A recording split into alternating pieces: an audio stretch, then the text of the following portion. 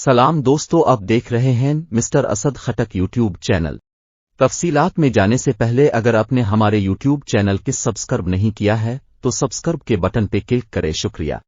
نگران وزیر اعلیٰ خیبر پختونخوا محمد اعظم خان کی زیر صدارت نئے مالی سال کے بجٹ کی تیاری سے متعلق ایک اجلاس جمعہ کے روز منعقد ہوا۔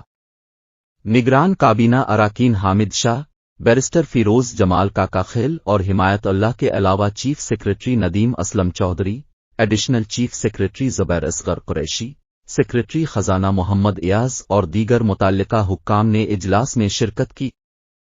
اجلاس میں نئے مالی سال کے بجٹ اور سالانہ ترقیاتی پروگرام کے ابتدائی خدوخال کا جائزہ لیا گیا، جبکہ محکمہ خزانہ اور منصوبہ بندی کے حکام کی طرف سے اجلاس کو بجٹ تخمینہ جات اور سالانہ ترقیاتی پروگرام کے مختلف پہلوؤں پر بریفنگ دی گئی۔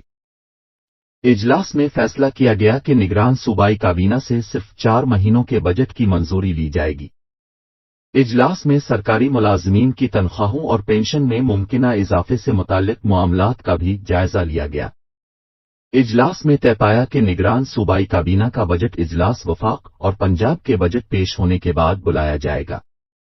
اجلاس میں اگلے مالی سال کے بجٹ میں صحت کارڈ اسکیم کے لیے درکار فنڈز مختص کرنے کا بھی فیصلہ کیا گیا اور اس بات پر اتفاق کیا گیا کہ نئے مالی سال کے سالانہ ترقیاتی پروگرام میں جاری ترقیاتی منصوبوں کو ترجیح دی جائے گی۔